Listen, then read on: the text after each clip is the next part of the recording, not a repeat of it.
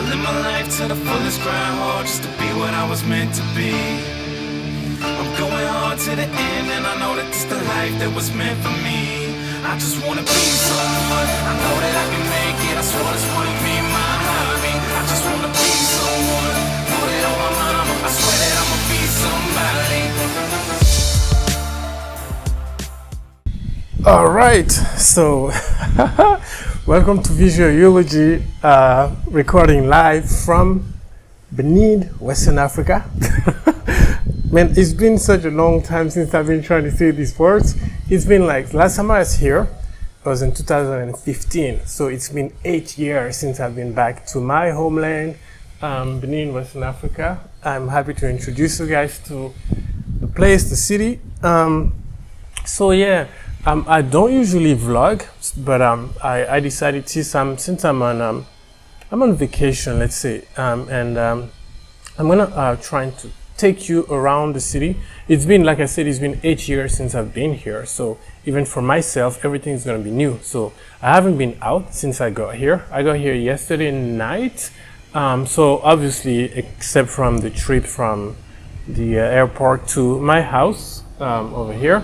But it was nighttime, so I didn't really get to see anything. I can kind of recognize places, like I know the way here because obviously I lived here for a long time, like my whole childhood until I was like 17, 18, I was here, so I know the city pretty much. I've been back, but it's been such a long time since I've come back, and everybody's telling me, hey, you know what, everything's changed. So there's a new government in place, and then it seems like they've been very active in making changes, especially in the main city, the capital city, which is Cotonou. And so I'm just curious to see what it is that they've changed. People talk about new buildings, new roads, new everything pretty much. So yesterday was driving in the dark.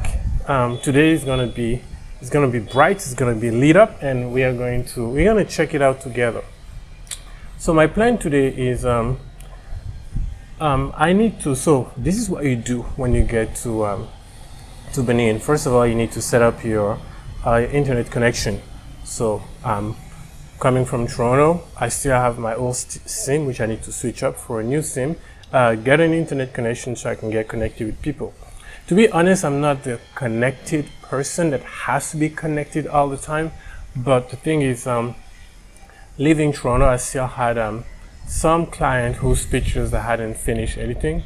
I was planning to do it before I got here, but I guess it didn't work out. I mean, I was in a frenzy, excited about the trip, so I didn't get a chance to do everything. So now I'm kind of running behind. So I have that one client for which I'm gonna get maybe like a home connection.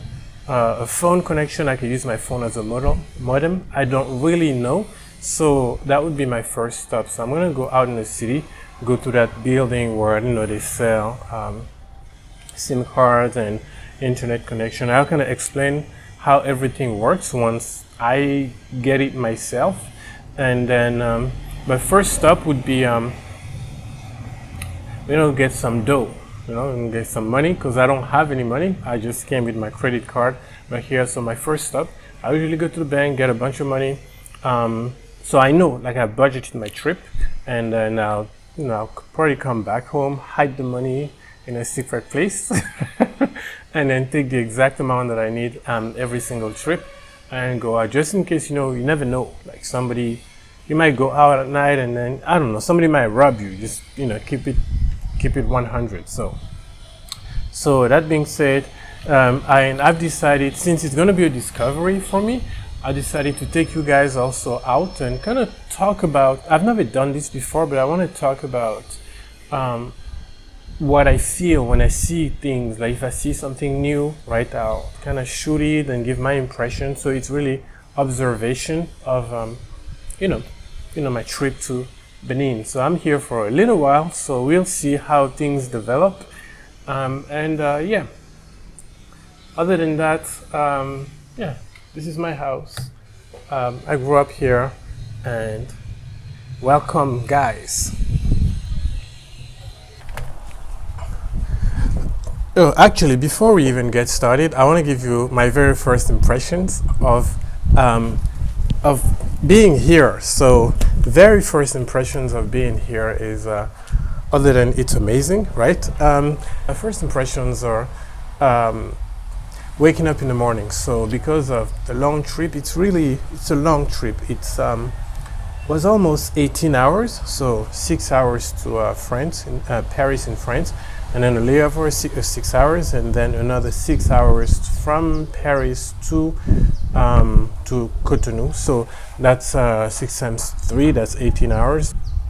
So it's a long trip. So yeah, because of that, you kind of get here. I don't really get jet lag, like oh my god, oh, it's nighttime, it's daytime. It doesn't matter to me. I just get here and I sleep.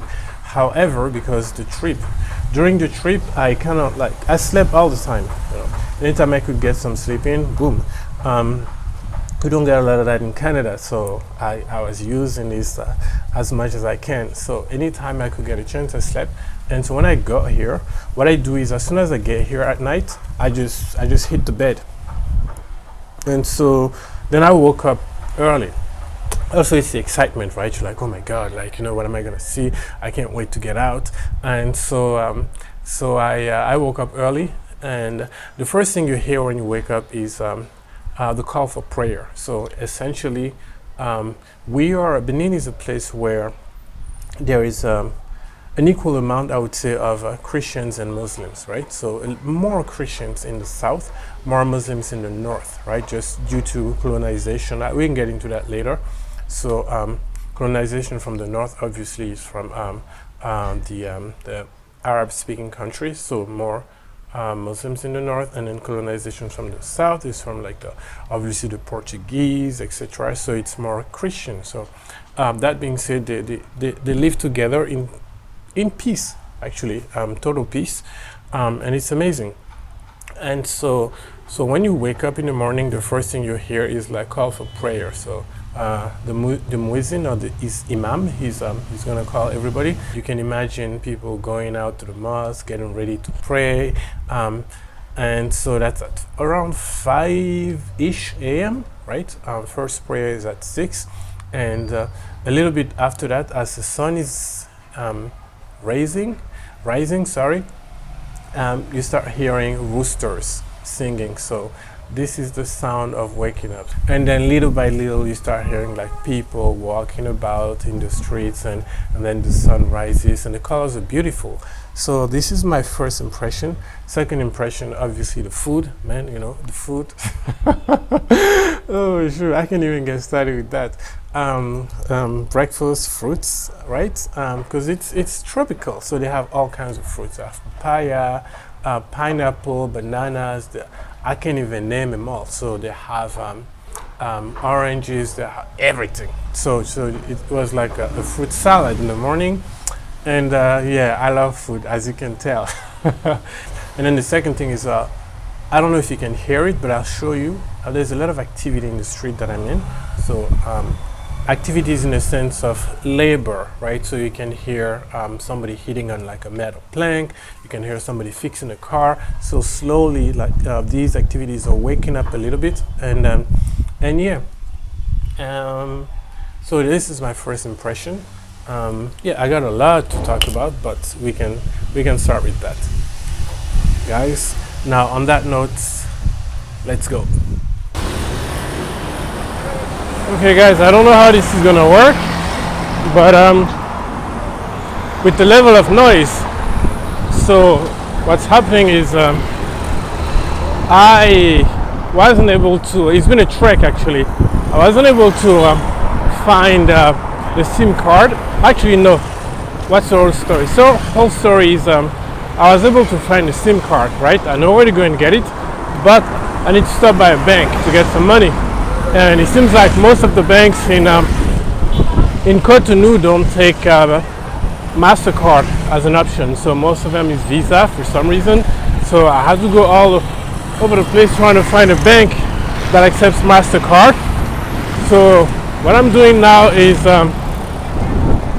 so I got the bank. It's actually right behind me, and so now I'm heading to the place where I can get the SIM card. Hopefully this movie is good. We'll see. So again, one of the main telco providers in Cotonou is MTN. It is a company that is, I think it's a South African company. So essentially, they took over the market, and that's where I'm trying to go. We have a few options, but I was told that just go there. I mean, they have the best service, it seems. So we're about to find out. And so the place that I am right now, I don't know if you can see the place. I'll try to give you a better look. Once I turn around, so okay, we are at the place where I'm trying to get the SIM card. So I'm just gonna show you, flip the camera and show you where we are right now. So yeah, that's the place. It's called MTN. So let's go get that SIM card and get the hell out of here. So guys, I'm back. I'm simmed up, ready to connect. Yeah, I feel better actually because yeah, thing is I had one more photo customer as I mentioned earlier, client that I hadn't finished her picture. So now I feel a little better because I was kind of stressing out not being able to deliver them on time, and so this whole trek. Running around the banks and stuff was a bit of a stress for me. But now I'm good. And yeah, I wanted to tell you a little bit about the area that I'm in, but let me take a couple of steps forward. So yeah, so this place that you're seeing here, La Place de l'Étoile Rouge, is a small reminder of Benin's past as a communist country. So until 1990, essentially until the collapse of the what do they call these people again? The Russian Empire, USSR. Benin was actually following a communist regime, along with a lot of other countries in Africa. And so this place, the Red Star, is a symbol of communism. Essentially, you can even see the little statues holding that. What do you call it in English? I don't know, that tool that you use. I can't remember the name of the tool. But anyway, it's holding that tool that is also a symbol of communism. And so, Red Star.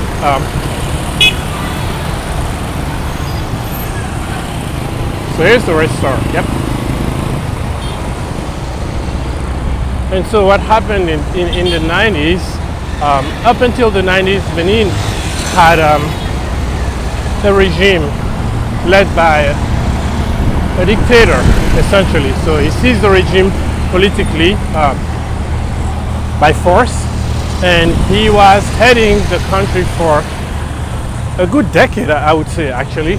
And then at that point, when the wall in Berlin collapsed, the whole Eastern Bloc collapsed, we were faced with a choice. So what do we do? Do we stay with a communist regime, or do we move on and then become open to the West? So we decided to. I'm saying we, but essentially, no. We decided to open up to the West, and so that was a big change.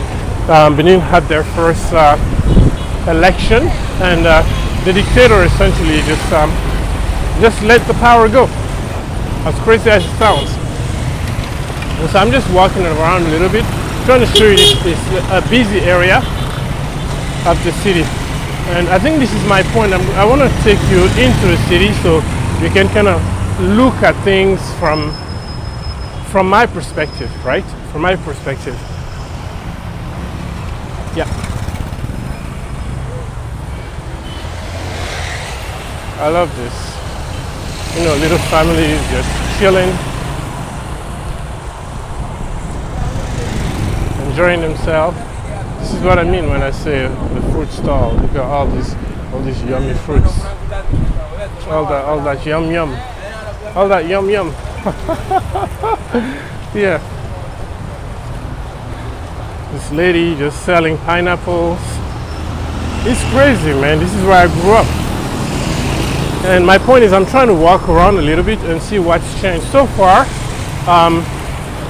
despite what everybody told me, I can still kind of recognize everywhere. I can see, I can find my way around. People told me, hey, so many things change. You won't be able to move around. You won't be able to know where you're going. But I don't know. You know, people have that tendency to exaggerate. The place looks, I would say, a lot cleaner. But that's really pretty much about it. The main areas are no, they look kind of like the same.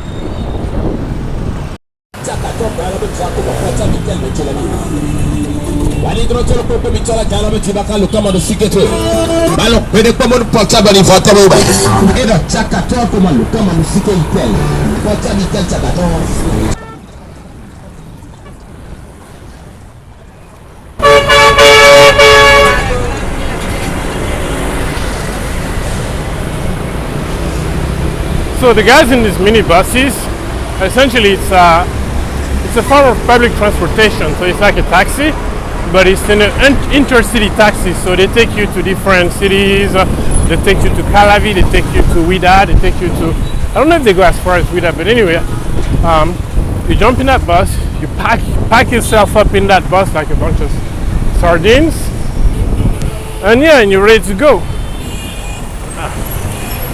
Okay, look at the trees, the shade, the people. It's crazy, it's so busy. Yep. I am just walking around trying not to get killed as I cross the street. Yeah, again, people say, I don't know, Toronto is crazy, Torontonians are crazy, they cross the street like mad people. I mean, I don't know, man. Come over here and try to see what craziness really is about. So what I'm going to do is, as I mentioned, this place here is kind of like the central area, La Place de l'Étoile Rouge. Each of these directions around the roundabout is going to take you in a very different area of the city. I mean, it's a basic concept of a roundabout, but over here really means something. If you go this direction, I believe you're going towards, let me see where I am, actually. Yeah, if you go this direction, I believe you're going towards the ports, the docks. If you go that direction, you're going toward another city called Calavi.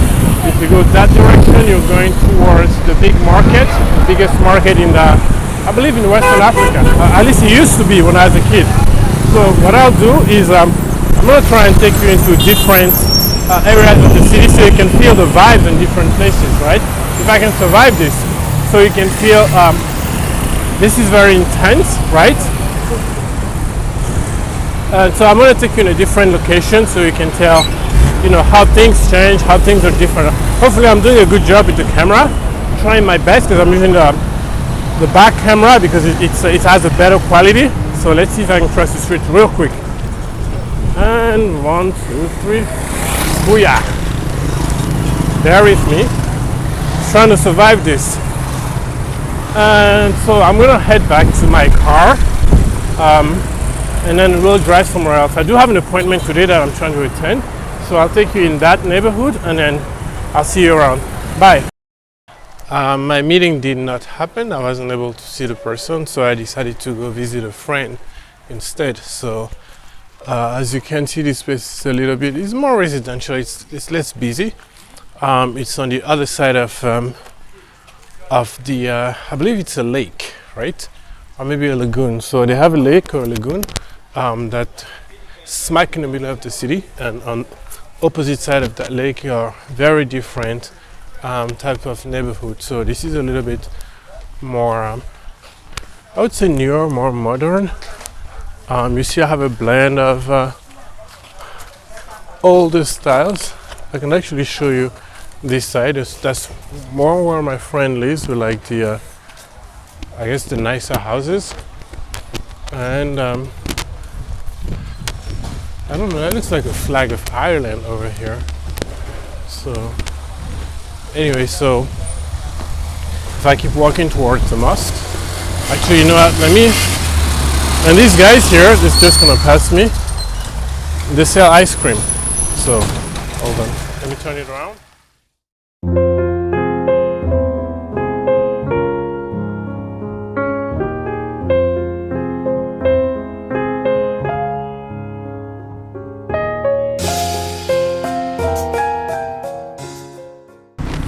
As I was saying, Benin